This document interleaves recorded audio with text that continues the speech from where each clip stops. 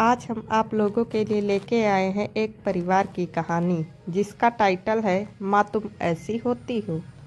विमल बहुत परेशान था। उसे समझ में नहीं आ रहा था कि वो इस परिस्थिति से कैसे निपटे। वो अपनी माँ को बहुत चाहता था, किंतु उसकी पत्नी और बच्चे उसकी माँ से बहुत दूर भागते थे क्योंकि उसकी माँ की एक आँख नहीं थी। साथ ही उसकी कमर भी 90 अंश पर झुकी थी। वैसे वह अपना काम सब खुद कर लेती हैं, किंतु फिर भी वो उसकी पत्नी और बच्चों के लिए हमेशा खटकती हैं। दादी, आप ऊपर के कमरे में जाओ, मेरे दोस्त आ रहे हैं, विमल के बेटे अखिल ने बड़े बेरुखी से कहा। पर बेटा, मैं तो यहाँ बहुत दूर बैठी हूँ, विमल की माँ ने बहुत प्यार से कहा। नहीं, आप उनके सामने मत रहो, वो मुझे चिढ़ाते हैं, अखिल ने जोर से डांटते हुए कहा। क्या हुआ अखिल, क्यों चिल्ला रहे हो? विमल की पत्नी कामिनी ने किचन से ही आवाज़ लगाई। देखो ना माँ, ये दादी यहीं ड्राइंग रूम में बैठी हैं और मेरे दोस्त आ रहे हैं, अखिल ने शिकायत भरे लहजे में कहा। माँ जी, आप ऊपर चली जाओ, क्यों हम लोगों को लजवाती हो? कामिनी ने बेटे का पक्ष लेते हुए कहा। बेचारी सरस्वती चुपचाप उठकर जीने के सहारे ऊपर जाने लगी। कमर झुकी होने के कारण उन्हें ऊपर चढ़ने में बहुत परेशानी हो रही थी, किंतु वो पूरी ताकत से ऊपर के एक अकेले कोने वाले कमरे में जाकर बैठ गई। अखिल ने जोर से डांटते हुए कहा।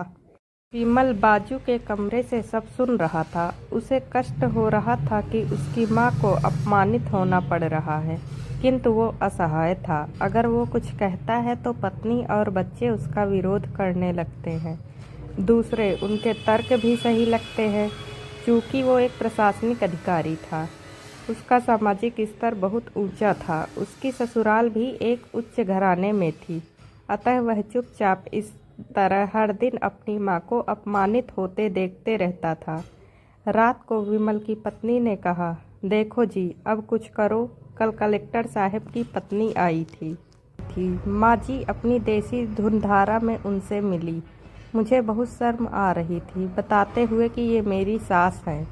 मैंने कह दिया कि दूर की रिश्तेदार हैं, इलाज कराने आई हैं। विमल को रोना आ गया, किंतु फिर भी वह चुप रहा। उसे समझ में नहीं आ रहा था कि वो क्या करे। अपने बेटे की मनस्थिति को सरस्वती अच्छी तरह से जानती थी और बेटे को कोई कष्ट ना हो, इसलिए वो हर बात को चुपचाप सह लेती थी। विमल बहुत उदास रहने लगा।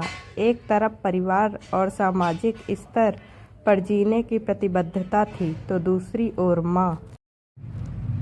आखिर माँ से अपने बेटे की यह हालत नहीं देखी गई। एक दिन उसने अपने बेटे से कहा, विमल, बहुत दिन हो गए हैं, मैं अपने गांव जाना चाहती हूँ, मुझे वहाँ पहुँचा दो, मेरा यहाँ मन नहीं लग रहा।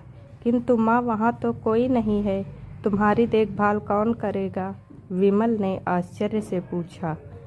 अरे, सब गांव वाले तो हैं, और वो तुम्हारे मामा जी तो उसी गांव में रहते हैं, और फिर हम सारी व्यवस्थाएं कर आएंगे ना। कामिनी को तो जैसे मन की मुराद मिल गई हो। हाँ बेटा, बहू सही कह रही है, सरस्वती ने लंबी सांस लेते हुए कहा। विमल जानता था कि गांव में माँ की देखभाल करने वाला कोई नहीं है, लेकिन अपनी पत्नी की जिद के कारण वह अपनी माँ को गांव छोड़ने पर विवश हो गया। माँ को गांव छोड़कर आते वक्त उसे रोना आ रहा था तथा अपनी बेबसी पर गुस्सा भी आ रहा था, किंतु परिवार, पत्नी और समाज ने उसके इन मनोभावों को दबा दिया और वो सुकून सा महसूस करने लगा। कुछ दिनों के बाद उसके चाचा, जो अमेरिका में रहते थे, आने वाले थे। जब विमल बहुत छोटा था, उसके पिता जीवित थे, तब वो भारत आए थे और उसके बाद वो अब भारत आने वाले थे। पूरा परिवार और आस पड़ोस बहुत उत्साहित था। अमेरिका से विमल के डॉक्टर चाचा आ रहे थे। डॉक्टर रमेश ने जैसे ही घर में कदम रखा, सबने मिलकर बहुत उत्साह से उनका स्वागत किया। क्यों विमल, भाभी नहीं दिख रही, कहाँ है? डॉक्टर रमेश ने उत्सुकतापूर्वक पूछा। जी, वो गांव में रहती हैं, यहाँ उनका मन नहीं लगा, कामिनी ने सपाट लहजे में उत्तर दिया। डॉक्टर रमेश ने विमल की ओर देखा तो विमल ने अपनी आंखें झुका ली। डॉक्टर रमेश सब समझ गए। बोले, कल हम भाभी से मिलने गांव चलेंगे। दूसरे दिन सभी लोग गांव के घर में पहुंचे। देखा कि सरस्वती को बहुत तेज बुखार है और वो पलंग पर असहाय पड़ी है। डॉक्टर रमेश दौड़कर सरस्वती के पास गए, उनके पैर छूकर रोने लगे। सरस्वती की ये हालत उनकी कल्पना से परे थी। वाह बेटा विमल, तूने तो नाम उजागर कर दिया। अपनी माँ की ये हालत देखकर तुझे तो शर्म भी नहीं आ रही होगी। डॉक्टर रमेश ने विमल को लगभग डांटते हुए कहा। नहीं देवर जी, विमल का कोई दोष नहीं है। मैं खुद गांव आई थी। सरस्वती ने अपने बेटे का बचाव किया। मुझे सब पता चल गया। भाभी आप चुप रहो। क्यों बहू, तुम्हें अपनी सास की कुरूपता पसंद नहीं है ना? समाज में तुम्हें नीचा देखना पड़ता है ना? डॉक्टर रमेश ने कामिनी की ओर व्यंग्य से देखा। कामिनी निरुत्तर होकर विमल को देखने लगी। आज तुम जिस सामाजिक स्तर पर हो वो इन्हीं के संघर्षों की देन है। और बेटा विमल, तुम्हें शायद मालूम ना हो कि बचपन में जब तुम 1 साल के थे तब छत से नीचे गिरने के कारण तुम्हारी एक आंख फूट गई थी और तुम्हारी रीढ़ की हड्डी में भी समस्या थी। तब तुम्हारी इस कुरूप माँ ने अपनी एक आंख और अपना बोन मैरो तुम्हें देकर इतना सुंदर स्वरूप दिया था। कामनी बेटा, इतने सालों तक संघर्ष करके बेटे को प्रशासनिक अधिकारी बनाने वाली इस संघर्षशील औरत की तुम लोगों ने यह दशा कर दी।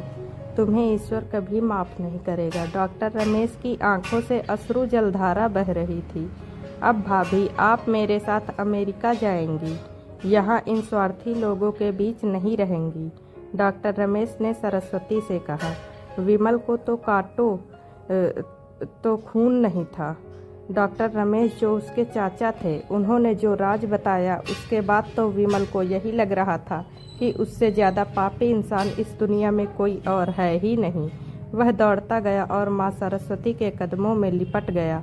माँ, मेरा अपराध अक्षम्य है। मैं जानबूझकर चुप्पी साधे रहा, आपका अपमान करवाता रहा। अब सिर्फ आप ही उस घर में मेरे साथ रहेंगी और कोई नहीं।